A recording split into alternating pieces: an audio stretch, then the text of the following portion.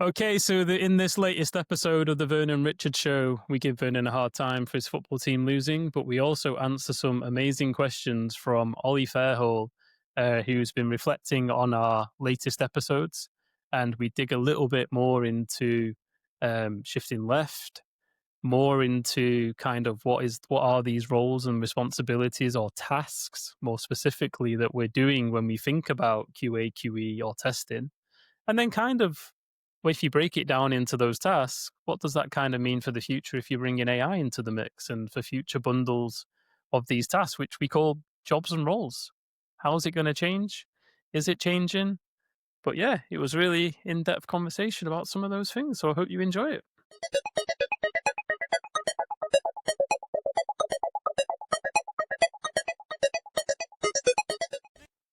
Hey, Vernon. Hey, Rich. You can't say that. Oh. Only I can say that. Oh, no. Oh, no. I've just realized what you just did. Oh, despise you so much, Boop, Bradshaw. boop, boop, boop. Hello, everyone. Welcome to the Vernon and Richard show. I just get the football out the way there. This is recorded after a weekend where I won and Liverpool lost for the third time in a row. But anyway. Whoa. I think, you know what, right? Revenge is going to be sweet. So revenge will be sweet, Bradshaw. Don't you worry about that. Mate, I'll take anything we can get at the moment, right? Anything. Like, doesn't matter what it is. One of your player breaks a fingernail, I'm happy about it because I'm not in my own club. Nothing's happening. Anyway, we don't want to talk about football too much, but I owed Vernon a hey because that's the deal we have. If my team wins and his team loses, one of us gets a hey, or vice versa. How you doing, sir? I'm okay, man. I'm all right. Surviving. I don't know if I'm thriving, but I'm definitely surviving. I can relate. There's been a lot of change at my workplace, so I'm happy to be surviving and trying to work out now how to thrive. But yeah, at the moment, survival is good enough. Yeah, I'm not even talking about work. Work is well. Had some new people join. So shout out to we're going to meet up in Prague in a couple of weeks' time. Ooh, as of the recording. So that'll be good. Get some FaceTime, all the new folks with the existing team, or at least those who can make it that at least. So that's going to be I'm really looking forward to that. Feels like we've got a new kind of burst energy in the team. Yeah. So we're going to harness all of that. There's so much activity and stuff going on. It's brilliant. So yeah, super happy. Outside of work, pain in the bum. But yeah, work, amazing. Mine's the other way around. Work, outside, not too bad. Right.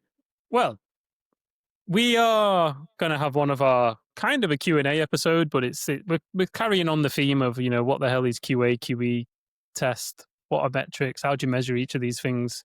That we've kind of been on for the last couple of episodes. And we've got questions from Ollie, whose surname has immediately left my head. Fairhall,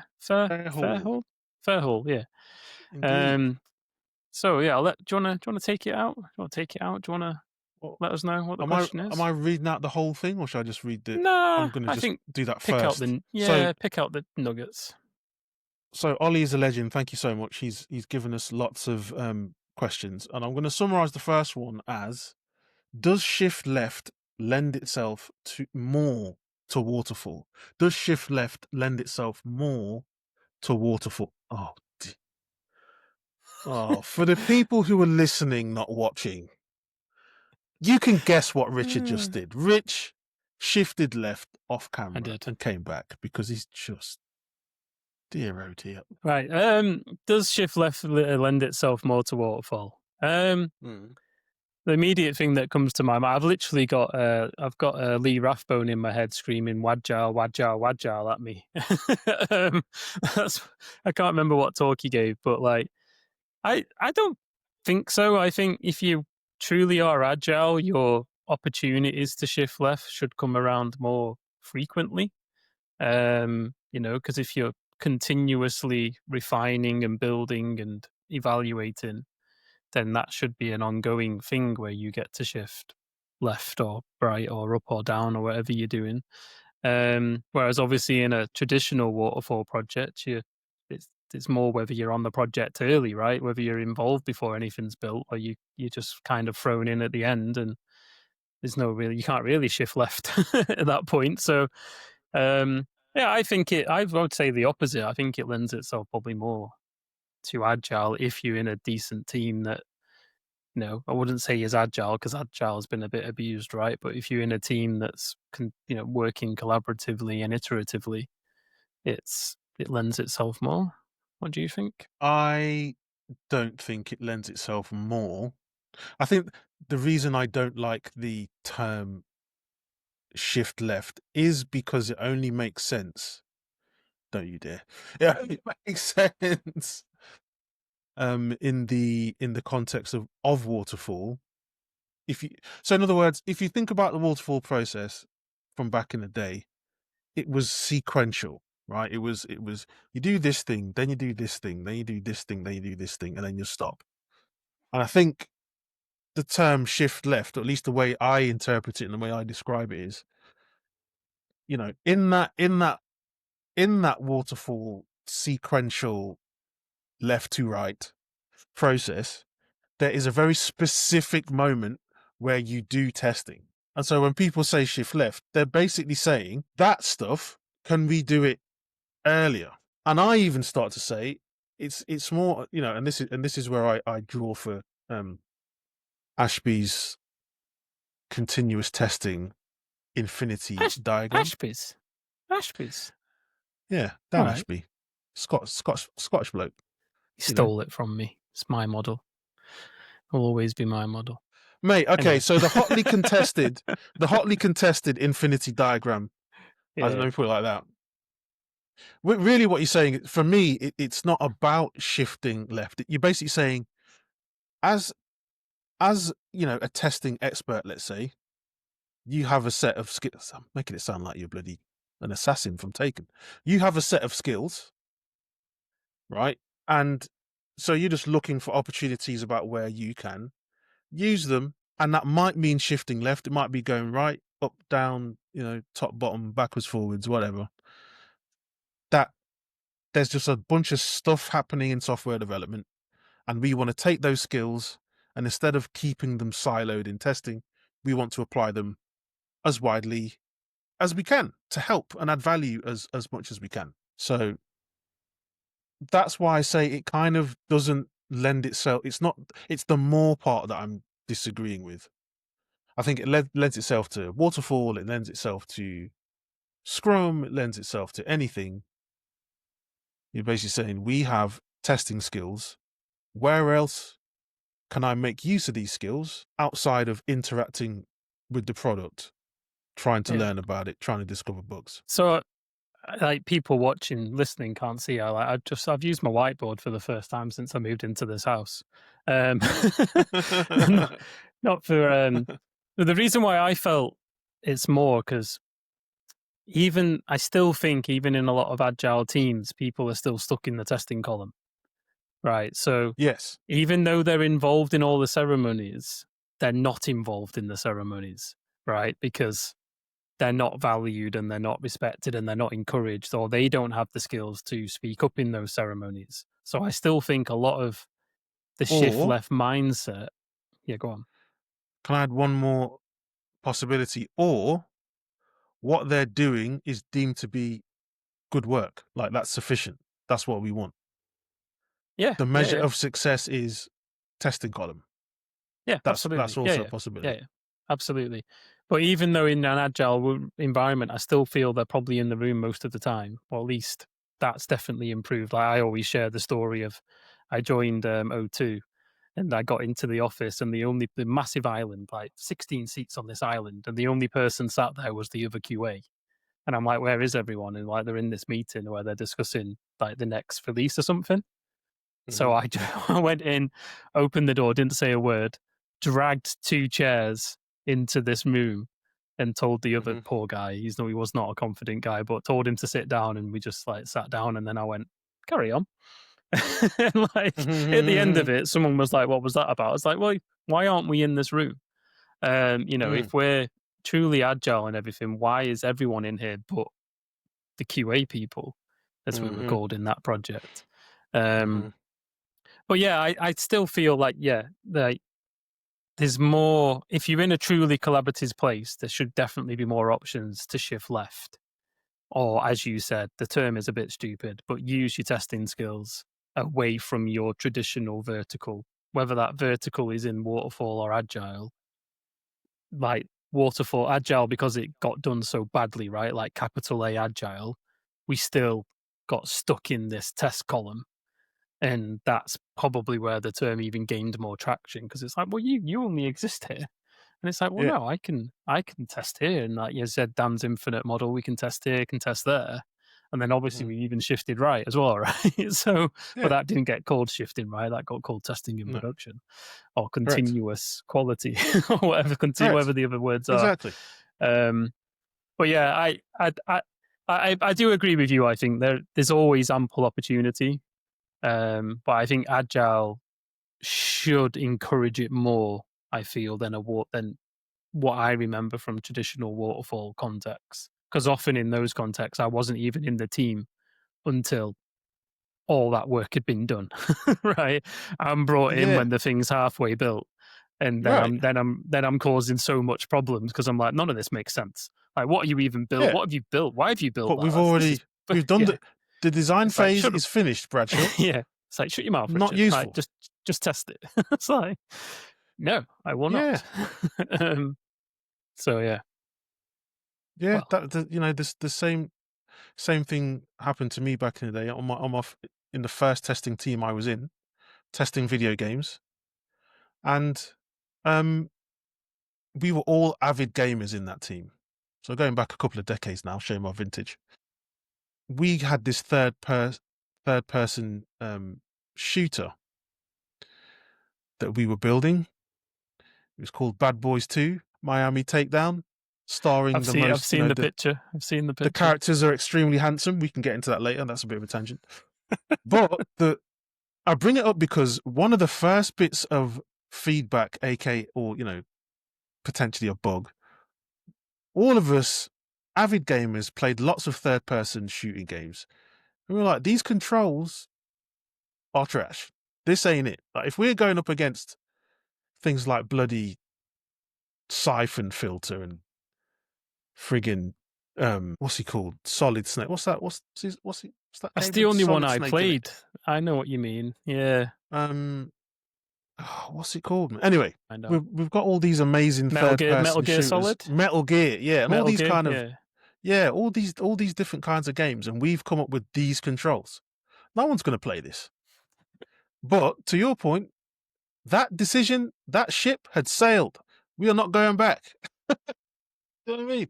Your feedback was deemed to be unuseful and not even not even unuseful. It was flipping undesirable. Like, it was unhelpful. People getting frustrated because you were saying, "Hey, you know that decision you made 6 months ago? It wasn't that smart. Why did you do yeah, that? Ah, no. Why are we here about this now?" So yeah. yeah, I know exactly what you mean. But yeah, So if I'm I shall we continue on? No, go on. You yeah, got you got no, another. I was going to continue on the question and just like because I think there's a bit I'm reading here that kind of like cements what we were discussing. I feel because um he's basically said, does this limit how much agile can be used, and is there potentially a new methodology that can emerge from this? And I I've had a similar thought in this space in that, and I can't remember who does it, but you know how everything dies in technology, right? Everything's dead, right? And for a while, agile was dead, right? But again, and I People are made the trying to joke, kill it. yeah, but I made the joke around capital A and lowercase agile, right? If you're lowercase agile, every team's different, and you should be working differently Hmm. because you've embraced the iterative nature of what agile was always meant to be, and Hmm. you're building it what fits with the people and the context that you're in.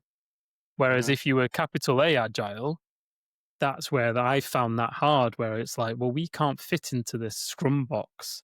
I know Scrum's not the only one, but we don't fit in it. Like it's not going to work for the way this company operates. And it's like, no, we're now Scrum, and like it should never have been that way.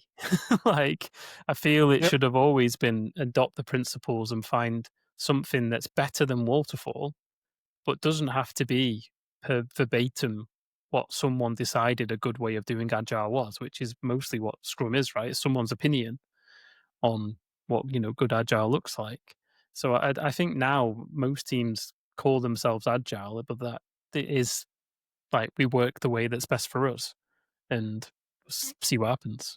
But Yeah, I think the example you gave around testers in an agile team not being part of conversations around, design and refinement and this and what problem are we trying to solve? Kind of by definition, not on an agile team. Like that isn't an agile team. mm, If you're actively and deliberately being excluding people from certain true. discussions because reasons, then you there's a reasonable chance you're not doing agile. I would be extremely suspicious about somebody or a team that was saying, "Oh yeah, we don't need this bunch of people. We don't need any, insight. We don't need any input, interaction from these people. We will just give them the decision, and then they will go from there." It makes me a bit suspicious. Who knows? There might be some situations where that makes sense, but I would be suspicious. I don't know. Does it limit how much agile? I love how the way Ollie's phrased that. It's almost made me think that there's like a recipe. It's like, oh, we've put too much salt in the recipe. Oh, we've put too much. We haven't put enough agile in. We need to sprinkle in some more agile. Yeah. It's. I think it comes. You mentioned principles. I think it's the principles that have been forgotten in 2025. This might be something that has been discussed to death. So I don't know how much you want to get into it. You can. I'm happy to have that discussion personally, but um, I think that's kind of the issue. Is what does it even mean anymore I I to say be the same agile? about yeah. Well, I say the same about testing, right? And I think it's even I don't know. I don't have the stats to back this up, right? But I imagine very few companies these days are following traditional definition waterfall, right? And even there's probably more companies trying to follow definition agile, capital A, agile, right? But there's everything in between, right? It's the way I talk about testing. Like it's hard to like, you know, we say everything's context driven, right? And but that's kind of what's happening. Companies have got away from waterfall because everyone agreed it was not, fit for purpose anymore. But they've ended up in somewhere that's unique to them. Like, yes, there's some guiding principles, but it's ended up being unique to them. It's even to me. I work at a consultancy. Every project, we're an agile consultancy. Every It's the project's best. different. It's the best thing about that is the single best thing about working at a consultancy is Every project is different. Oh, seeing that variety of projects is too good, too we're all helpful. trained. We're all trained the same way. We've all read the same rule books of what agile is and stuff. But as soon as you hit the ground, and suddenly this bit ain't the same, and that bit's not the same, you can't start fighting with people or like being like this needs to change, that needs to change. We can't move on until this changes. You can't do that. You've got to adapt because most of the time you don't have enough time to do any of that. You've got to, we were chatting off screen about problem solving. You've got to Mm. find that problem, solve it, and move on. And most of the time, it's people related, right? It's expectations, Yeah, it's understanding of what agile means or what testing means or whatever it is. You've but you got to need to squash ring that that as the soon as Jerry bell. possible. Yeah, well, I tried to avoid it. It's getting worn out. But yeah, no, I don't think This, we need to go but on. I don't think we need to go on that debate. But okay. I'll hang fire on what I was about to say. yeah, I don't think we need to. But if it's important, say it. But I think No, it's no, I no. think it's acceptance that the gulf of every team is now different, and that's good. I think that's a good thing. But I it think it well, alters the way you can communicate. You can't say anymore that this is how you do A, B, or C because it's got to be flexible. it for me to me this reminds me of situations where we police people's words. Yeah, And uh, the way I like to get around that is to ignore the word that people have labeled the concept with, and it's like, hey, just describe the concept. Like, what's the idea that we are discussing? And similarly here, I feel like what we're saying is we want to, in whatever this context that we're in this given company, in this given team, what are we trying to do with this software? Like, how can we release this software in a way that we deem to be successful or comfortable or whatever? And say, okay, our constraints and our context look like this, and our goal is this. So, with that context, those tools, we've got some unfair advantages, we've got some unfair disadvantages, but what can we do in that space? Like, what wriggle room have we got? Yeah, I think that is actually agile, and I think there are some principles that help you decide what to do or give you some maneuverability and some flexibility. Not having massive chunks of change happening all at the same time. That's one of them. Continuous integration is probably another one. Having testable applications is probably another one. Et cetera, Mean et time cetera. to release. We've been discussing all these things. Exactly. But your thing about words is funny because the next bit I was reading, I'm going to move on to, which you've I'm going to try and now summarize everything you've just said Oh, into okay. the way Ollie's worded it. Because basically, Ollie's giving us this big essay, right? We can't read it out I'll to you share it. verbatim because I'll share it. we'll put it I'll in the put it in the notes. show notes. Yeah. He's been listening to us whilst doing some paint stripping, and now we're going through his question. But he says, like the way he tried to explain like shifting left, he says, is it more now a case of making people aware that they should be considering things ahead of development? And I read that as soon as you said we shouldn't be policing people's words, right? Because I'm reading this going, well, development's the whole thing. But I'm reading this. This has been written as in development is the typing the keys to build the product, Right. is how I'm reading that. So we're shifting left ahead of the development. Whereas my brain doesn't work that way. Like the whole thing is development. But then as you were speaking, you were like, I can't remember the word you used now, but like, it's like, what problems are we solving? The software, because then the software, there's the wider things we were discussing in the last few episodes around QE. There's sales, there's customer love, there's all the stuff that happens away from software. It's related to the software, and a lot of that stuff is coming in because we have software, but it's not specifically about the working functionality or it's not about the functionality of the software per se. And I think as I'm reading that, I think that's always something that maybe, when you make these seismic shifts in your way of working, I've never thought of my job as just being about the software, or I've never just focused on the software. It's been the people, our ways of working, how we develop software, not just a bit about like, we need to build A. How do we now build A? As in A, A's agreed, A's come to us, we're building A. And now my involvement starts.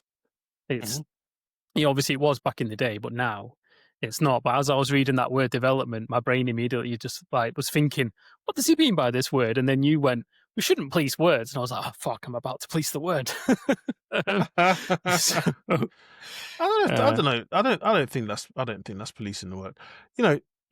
It is worth saying at this point actually that there are some people who don't want to be in those conversations. Oh yeah. There are some people who enjoy, if you're of a testing and quality persuasion, there are people who enjoy really figuring out where are the weak points in this thing? Where is the Achilles heel of this thing that we are trying to build for some specific set of humans, right? And then there are some people who just get super excited about, I'm going to be in this IDE all day. Get in. That's what I'm excited about. When I wake up, I'm excited to get in the IDE. I am not excited to be in a refinement session. I'm not looking forward to that. That's slowing me down. That's delaying my joy. Do you know what I mean? That's interrupting me. It's like you But said, yeah, though, it is. No, go on. It's like you said about shifting left, though, right? You've got what it is you're testing, that infinite loop. Like you said, some people love the code, the software, break it down even more. People love testing the code People love Yeah. testing the compiled code. People love Mhm. testing the deployment of said code, right? Mhm. Some people love connecting the tickets to the code, right? You could do Yeah. so much in there, but then some of us also like testing people's patience and testing people's, interpretation of, a problem. Some of Mm. us like to go all the way to the customer sometimes and be like, I don't think the problem you're describing is the problem you're actually facing. Right. um, Right. but as you said, often it's if you break testing down to its very core basics, it's the same set of skills. It's just the tooling that you use is different. The tooling you use to question a person is different than you would use to question the code or to question the application or whatever it is. But you still get to do, you can still test, but it's very different. And those skills and the comfort of doing it, like some people, just as you said, don't like it. I've met Mm. great critical thinkers, and they could think of all the things to ask, but they're not a person who's going to ask in front of a room, Mm. like, or have the ability, not the ability, the desire just to be like, what you're all suggesting is 100% not going to work. I think this is a better approach. They're not going to do that because they're not Mm-mm. comfortable, and they might find another Mm-mm-mm. way. A good team would build a way of them doing that, or they might eventually just test it where they like to, and in their head they go, "Ah, I knew this wasn't going to work," and that's really I, sad because that could have happened earlier. But yeah, I think that is I've seen that happen a ton, and oh, I'll be loads. honest, a lot of the teams where I've seen it happen as a team, they don't always notice. That's not true. They don't always handle it in a way that is healthy, I should say. So, in other words, if somebody is not, I usually the pattern that I've seen is, and it's usually a tester. They have the instinct, so they're sat there thinking, "Hmm, this probably isn't going to work because reasons. We haven't thought about this situation or this technology or the thing that we're looking to change impacts all these other things. There isn't enough time to figure all of that stuff out. And so they don't say anything. Who knows why? The problem is, all of that thinking is invisible. Yeah. And the best teams that I've seen, I say the best, that's not true. When teams notice, what they'll do is they'll say, "Hey, Rich, what do you think?" Mm. And they'll invite people into the conversation, and then all the stuff you talked about applies.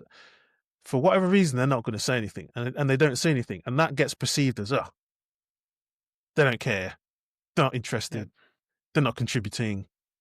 What's the point? Etc. Etc. Etc. That can be a nightmare to unpick. And that reminds me back to the concept of like being truly agile. If you knew your team well and you knew there was Yeah. people that needed protect, not they're not the people that are going to do that in the moment in the room, right? Mm-mm. But you know that, and you have two options, right? You could train them and coach them to be that, or you have more than Mm-hmm. two. You could train them and coach them. You could change the facilitation of the meeting. Right, Mm-hmm. you mentioned the Jerry Bell. It was one of the best things I learned from Jerry was facilitation skills. You can Mm-hmm. facilitate the room to be different, Mm-hmm. or you step away from the fact that traditional like down to the book agile where you have to have refinement meetings and then you have this and then you have that, and you go, you know what, we're going to have this meeting where we share all the features, and then you're going to get a day to go off on your own, reflect, do whatever the way you work to do, and then you bring back something, I don't know, to present, right? Or you update the ticket with your thoughts, or you do it in text. Feedback. Yeah, whatever way works for that person, and then you give the team the ability to do all that separately, Mm. and then someone collates it, right? But again, that for me is almost true agile. Sounds terrible, but maybe that's a good marketing word. We should sell it. But like that almost sounds like you're accommodating the people, right? You're working in a way that makes those people shine. And People over processes. Goodness gracious. yeah, exactly. Um, but again, though, it is like you can test anything, right? That's you can test anything, and I think talking about Mm. to re go full circle back to shift left, there's many ways to do it, and there's many ways that Yeah. people need to do it. And like you said, some people will never feel comfortable doing that, but some people will be much better at it than they probably are at testing software. Right. Mm, Um, and that whole process is what we've been discussing, right? About QA, QE testing. There's mhm, at its core, it's almost the same, but it's the techniques and it's the focus on a people or the focus on software or the focus on processes where it all mhm, starts to change for me. And I think that's kind of, I don't want to police the words, but that's kind of how I think about it. A large portion of QE is very people focused. A large mm, portion of QA is very process focused. And then a mhm, large part of testing is obviously testing, right? Depends what you're mhm, testing, but 90% of people out there, it's the software. And most of those mhm. 90%, it's the compiled, deployed software, right? And you It's could not go the a step building blocks. further Yeah. and Go say on. 90% of those people are looking at the functional risks. Absolutely. Yep. Yep. Not looking at, as you said, non-functional is not a thing anymore, right? But there's the non-functional risks, right? But yeah, compliance, performance, security, accessibility, like, and then if you go full circle to some of the stuff you love talking about, how's it performing? Testing in production, analytics, observability. Is it led to increased sales? Has it satisfied the original problem that was at the very start of this process, where someone said we need to sell more, we need to sell more memberships, we need to sell more Mhm. T-shirts, and Yeah. it's like, Did well, we? did we? Yeah, Yeah. like as a QE, I'm waiting over here to see if all the work I've done, all those skills I've applied, was it actually worth it? Like, have we made a difference to whatever it was we were meant to make a difference to? The people's lives or the business profitability or whatever it was. Has it actually happened? But again, I Mm, think that's very different than I would probably say a tester role stops at the moment it's deployed. A quote tester, right? I know that's not, true, and other people will argue, right? But again, if mhm, I'm thinking of how I define for me QE, QA testing, it mm. almost stops at the point the software's out the door. Whereas I feel QE is the one that's going full circle back. Yeah. And almost, I Yeah. feel like you could draw an infinite QE loop. Like if Ashby's Oh, listening, yeah. it's my model already. Don't steal it, Ashby. I know you might draw it before me, but yeah. He Anyway, definitely will draw it before you. Yeah. yeah, I've lost my train of thought back to what Ollie was saying. But yeah, that whole thing about doing stuff ahead of development, whether it's left or Mm, right, I think that's where we start to bridge the gap, or not the gap. We start to get the clear definitions between those aspects of QE, QA testing, people, software, etc. But then, which I've kind of just answered his next paragraph, I guess, or not explicitly, but um, this is a good which question. part? I'm gonna ask you this question because I think you're better Uh-oh. placed. Um, Uh-oh. Okay. how how far can you shift left, and at what point does it feel like you're overstepping, or I'm going to rephrase it to stepping on other people's toes? Oh, say that first bit again. Like, how far can you shift left? Is that what you said? Yeah, because like in the last episodes, we were talking about how So, QE goes mhm, all the way to the literally to everywhere, right? mhm, So if yeah, we're shifting left, like at what mhm, point, like can you shift? Like I know we would argue a QE should be on all of it, right? But let's say you're not, and you start shifting left.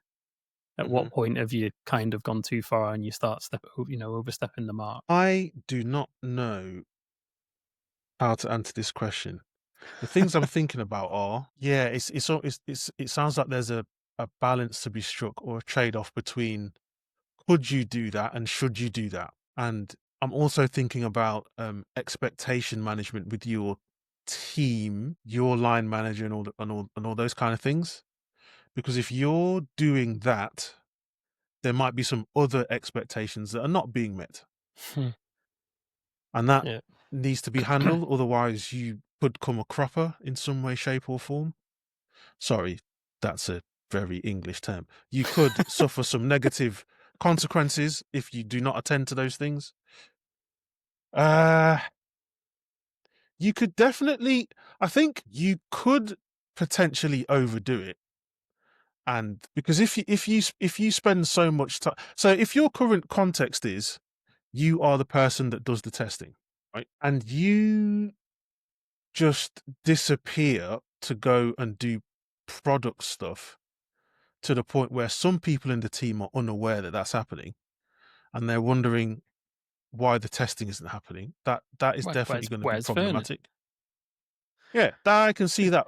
That's There's what springs to mind there's when I. 100 tickets in the testing column, Vern. What you up to, mate? Well, What you doing over exactly. here? Seriously, but seriously though, it's like the expectation is, why are you not attending to those tickets? Why are Yeah. you over there doing that? And that's valid.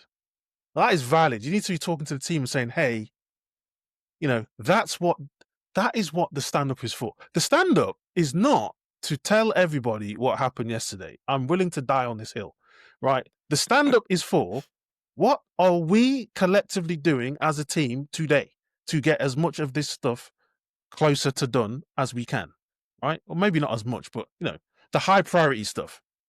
And if the high priority stuff is currently sat in testing and you're the testing expert and the expectation is that you will do some testing, and you've unilaterally decided that you won't be doing any testing, you're going to go and do something else, and no one knows that makes life difficult for you and everybody else, I Mm. think. So I think Well, there's definitely some communication and some, it's a team problem that you're trying to solve. You're trying to say, look, I have this skill set and we have these particular problems, and I think one way we can attack this problem is if I am involved in these conversations that happen over here. So I'd like to go and have those conversations. Hey team, what are we doing with all this testing stuff? Discuss. Do you know what I mean? Like that. I think that's the way to kind of handle that. What do you reckon? well, I love this podcast, right? Because if I was a planning person, which I'm not, right, I would have planned this to go. Vernon's going to answer this so perfectly to roll into the next question, and I know I didn't need to plan it because I knew you were going to roll it into the next bit of Ollie's question, right? So I and sorry, like just to because I'm reading ahead. His next point is, where does the QA role end? Right, that's the question he's asked us. Where does the QA role end, and how Mm-hmm. blurred does it become? And Mm-hmm. that for me is going back full circle to QE, QA, and testing, right? Okay. And then it ties into what you just said though about what is people's expectations. What do Mm-hmm. you have authority to do? What have you discussed as a team? And then you nailed it at the end in like, what problems do we have? And are Mm-hmm. we, who's working on them? And when you do come to work on them, what restrictions do you have, right? And Mm-hmm. that's why I've started laughing and smiling as you were discussing, because I'm having this discussion in work now, because Ah. it's like, well, a lot of the work we've been doing, I would say doesn't fit into my definition of QE. And I'm a QE, right? As I'm Okay. listed and sold. But Mm. because I'm not sold in that way, often when I join the project, their expectations of me is to stay in the testing lane, Oh yeah. right? But Oh then yeah. I struggle to do that because I can already see from experience, you start to spot common patterns that I know I can solve. But I've just gone and tried to solve them, which has been met with, you know, barriers, and because that's not the Mm-hmm. expectation of me. But then I Mm-hmm. thought it was the expectation of me because I was added to the project as a QE, right? And I know I'm not trying to police words, right? But I was added. Yeah. So in my Yeah. head, I'm coming in to do this. But Yeah. often I'm being brought in to do testing. Correct. But then sometimes, though, and again, I'm not explaining my own definition of the word, so sometimes I'm coming to do QA. And what I mean by Mm-hmm. that is I'm brought in to shape the many parts of testing that you just mentioned on Ashby's model. So I'm Mm-hmm. coming in to help the code standard, unit test, automated test, do the testing that would Mm-hmm. go along all of the quote agile columns, right? Yeah. But I'm not expected to do some of the quality work, as in what happens when it's gone live. How are Yeah. we making sure we're building the right thing? Yeah. I'm not expected to do that. So Mm-hmm. I think, like, for me, this whole series of pods is really helping me break down how I view these words. But your answer to Mm, that question nailed it in terms of the expectations, the permissions, and how much can you go and do when you see the problem without impacting the expectations that are already in place, right? Or the work that's already in place. If that works in that testing column and the team believe you're here to do that, then you're like, yeah, but I could solve this problem ever coming back if I just go over here for a little mhm, while. But now I'm over here. And then you mhm, said, how can we unblock some of the testing effort? That then takes me back to QE. It's like, well, why is mm. the mindset that I have to do all this work? Like, why is the Exactly. mindset that's my column? And it's like, well, that ain't my column. Or why It's is the our mindset? column. Yeah, why is the mindset because Richard put in a QA process, right? That now is Richard's process. Like, no, it's not, right? And Mhm. that's where I feel then you come into that QE and all the way back to episode one, where it's like, I know it was a bit like bit strong, but like, should the QE engineer role exist, right? Because it's it's a mindset, right? If you implement that mindset, it's done, right? It's done. You're off. You're off to the next place. So anyway, a long-winded way of thinking. Like I th- I think when you think about the roles, I think some of them do end. But if you talk about I think we view QE, almost doesn't end because it's a cultural thing, but some of the very specific tasks that need to happen on a team are labeled to some of these roles. And those tasks still need to be done by somebody, as you said, to keep the work flowing. Exactly. So, Exactly. Yeah. It's my line manager is constantly saying to me, reminding me gently, sometimes not so gently, that I am supposed to manage the system, not supposed to be in it. yeah, And that is what I see a tester role. That's another way to articulate how I see a tester role evolving and changing, you know, in the weeks, months, and years ahead now in this where we are in terms of technology and software development. It's you're not there. I think people are going to start moving away from being the hands-on tester and move more towards I'm managing this system of quality, something along those lines. And that is absolutely a leadership kind of perspective for sure. Um, and I am distinguishing that from a management thing. I'm saying leadership, and there's all kinds of skills and implications to that. But I think that's what it's about. You have to start thinking, who, not how. I think there's even a book called Who, Not How. So you're saying, who else can do this testing except me? Because I'm going to be off doing, in Ollie's example, producty stuff. I'm doing the air quotes. Listeners can't see it. I'm going to be doing producty stuff. So who else can do this testing that's not me? And how can I empower them and enable them to do that while I'm off doing this other thing? And that's going to take time to do, to get other people, because as things stand, odds are you are the testing expert in your team, and that's fine and normal, and it will probably stay that way because we just geek out on this stuff. But there's a specialisms are lot of needed. room. Specialisms are not going anywhere. So, Yeah. but there might be a certain amount of wriggle room between where people are at and where you are at. They don't have to be you, but they can close the gap. Good enough. Mm. And you'll still be floating about and you can dip in and all the rest of it. So yeah, that's how I would attempt to answer that question. I would love to go back to something you just said because it's stuck in the Mm. front of my head, like here, and I can't move it. Um, so you said your manager, like, you shouldn't be in the system, but managing the system, right? I think that's Mm. what you said. And Hmm. for me, that screams QA. Like, I know, not picking up on the words, but like the fact you're managing it screams QA. Whereas I would view QE as shaping that system. So not enforcing that the system is done or managing it. Mm. I don't know what they mean by managing it, right? But that whole like, this is the system, it now needs managing. I very much view as like QA. Like I know people like okay, I'm trying to not get hung up on the words, right? But the idea of for me, like a proper QE would be the one that's shaping it, and the team's Mm, responsible for managing it. But I mhm. know that I know why they're saying it to you because every team's on a transition, right?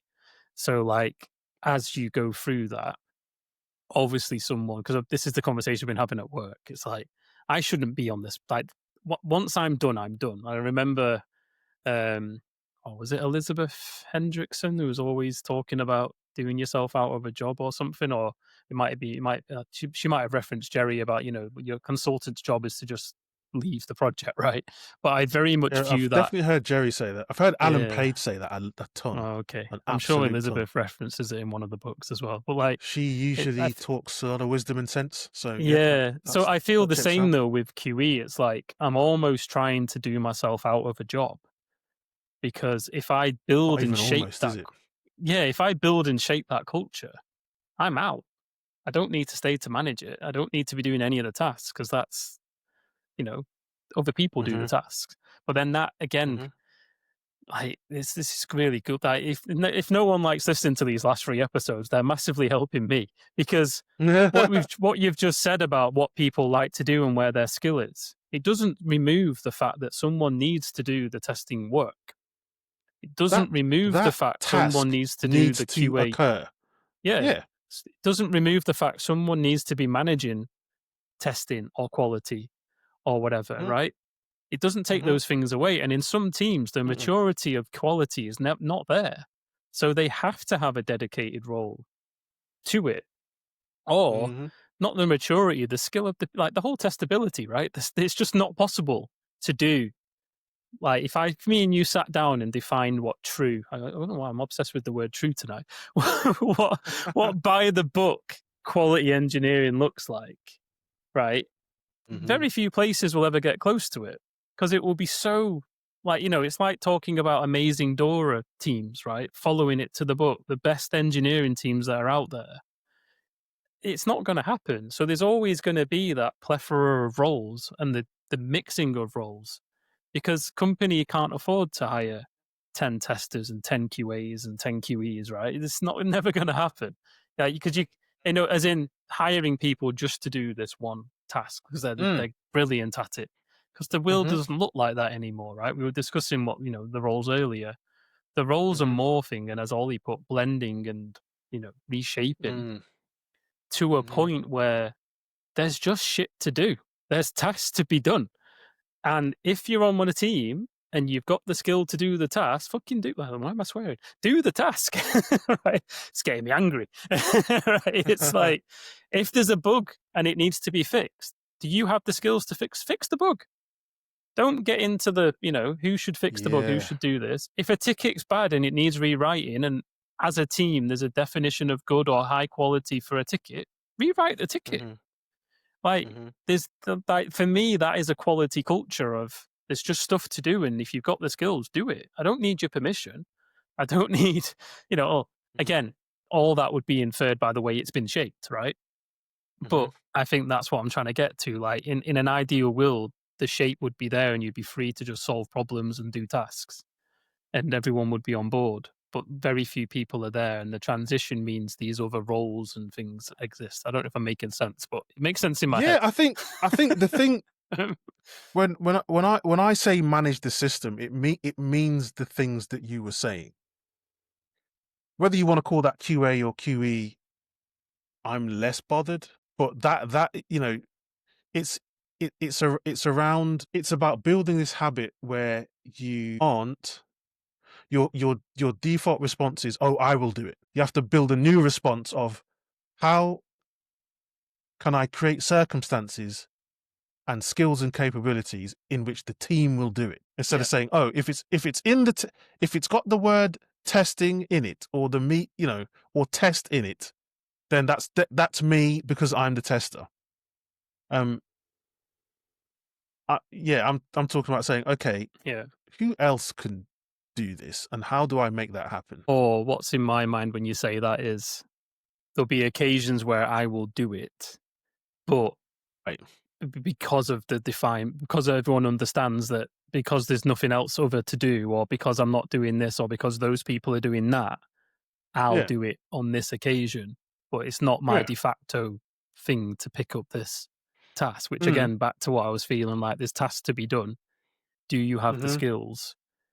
Do it. Mm. And again, we hit on specialisms, right? There's lots of ways, and back to Ollie's point about shifting left, there's lots of ways to utilize those specialisms early on. So when someone does come to pick up the task, they don't need to have all the specialist knowledge to now do the task, because you've made the task contain some of that specialist knowledge required, if that makes sense. It does. It does. I'm looking at the rest of the paragraph, and where does the QA role end? I was listening to. I've got, and I'll put this in the show notes. I saw.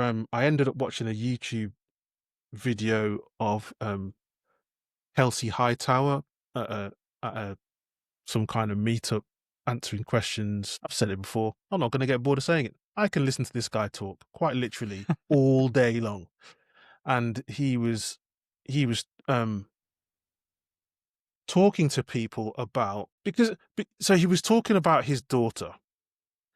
Now, Kelsey is very smart, so you can imagine his daughter is also very smart, and she is. And he was at this fireside chat, so he was fielding questions, and she asked him a question along the lines of, "Well, with all this AI stuff, what is my future?" Because she is also, I think, super interested and capable in the area of software engineering, technical things. And, you know, please go and watch the YouTube video, because I'm making this sound extremely uninteresting. Whenever I try and paraphrase anything that Kelsey Hightower or any of the other amazing people that we talk about, please go to the source, because they're saying it much better than me. But what Kelsey said was, when he reflected on his own career, and when he um, was interacting with the people in the audience with some of the questions they were asking him, he was saying, "Oh, we need to figure out that there will be things that AI replaces. They just Yeah. will.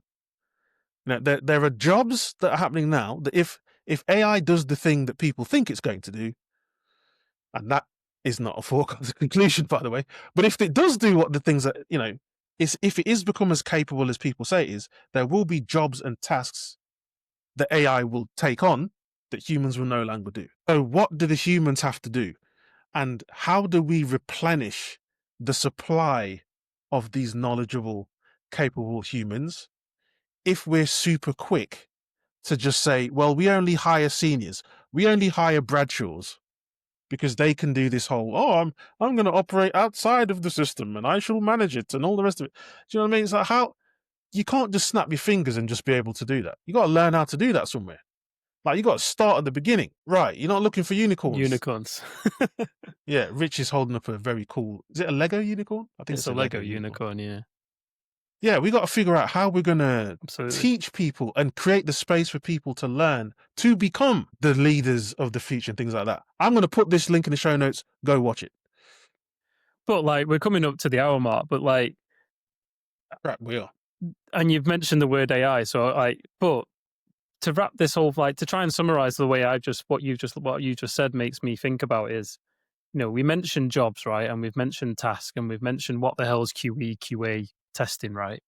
But again, if you break it down to its core, there's a bunch of tasks that need doing, right? Hmm. And the way jobs have usually been shaped is that those tasks get grouped up and they become a job, right? Or a role.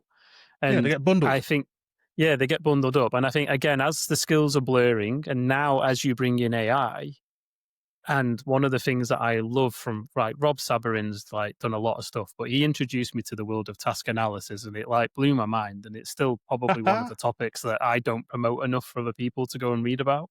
But Okay. as you now come into this world of AI and you're designing, as I am at the moment, agents and workflows, it's basically task analysis. The task is to test the app. And it's like, well, what the hell does that mean? Like, number Yeah. one. But then also, what are all the tasks that get done by a human to test an app?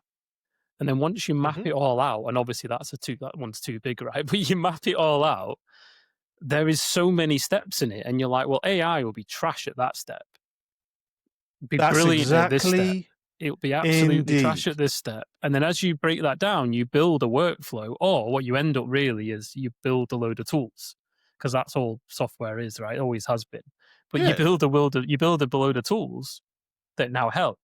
But as you analyze your own job, you start to realize that the that's what I tasks was we going to now say. do that Hmm. don't require our brain or we don't enjoy, No, but they're a task we that's have to bundled up into our job. we have to unbundle our We absolutely roles do. and And that's really what's get happening. clear, because Yes, AI is not the panacea for absolutely everything that we do. Anyone who tells you absolutely that not. shit is lying. I will include a link to my oh Jesus. I just wrote a newsletter about this topic. Oh, did you? This was not set up. I like joked before about how bad we are at planning. This was this was not set up. Go on. I published a newsletter last week, Sunday. Issue 2 of the Yeah But Does It Work newsletter. The first one was in December 2022. Uh, it took me 3 years, the second one. But I talk about that. The thing that AI is not good at is meaning, human stuff. And so if you can figure out which parts of your job that these tools will not be able to do, and then you can just double down on those and get good at that. But Yeah. it comes back to, we need to give people the space to figure those things out and not just say AI all the things. And I think also, again, to try, tie it into what we've been discussing, I think also my journey that it wasn't just me that started this conversation, but my current thinking is unraveling these words like, QE, QA Yeah. testing. What are those Hmm. tasks? What do they look like? Which Yeah. of it do I enjoy? Which of it do I often get told to do It's when so someone bundles important. it up? When do I not do them? And that's the process I'm on, because also now, and we've been chatting offline, right, about what the future of jobs in QE and QA roles and everything is, right? But regardless of that, if you look at any industry at the moment, we're starting to reveal that some of these tasks are better suited to AI. So if you take those tasks away from the bundle that's called a job, Hmm. that doesn't look as good anymore. But then if you bring in some of the new tasks that now you can do, or you take 5 of the tasks that are left, you take all the tasks that are left from 5 jobs, you've now got a new job, right? And that's what's happening at the moment. People are realizing that, and also one other thing that's really important is there's now tasks that we can now do that we couldn't do before, or we wouldn't have felt as confident to do. Indeed. So Correct. now there's that step too, right? So again, like this is helping me massively, because if I start thinking of the world as tasks, right, it's becoming easier to separate what we mean by these words and what are the tasks. How are those tasks? Who needs to do those tasks? Whether it's the whole dev team, whether it's a QA specialist, QE specialist, whether it's AI, or whether it's not even take AI out of the equation, it could just be an automated tool, right? What is Hmm. these tasks and how do they need Hmm. to be happening? And that for me is where we're at with what's going on in our industry. And the rebundling of those tasks is what I Mm. feel the industry is currently doing en masse. And people will get it wrong. They'll massively get it wrong. And some teams Hmm. will get it perfectly right. But that's where we're at the moment. Our bundles of roles and jobs is being unraveled because the Hmm. tasks are changing and Hmm. they're changing at a rapid pace. And Exactly. it's terrifying and exciting in equal measures. But yeah, that's my summary of where we're at.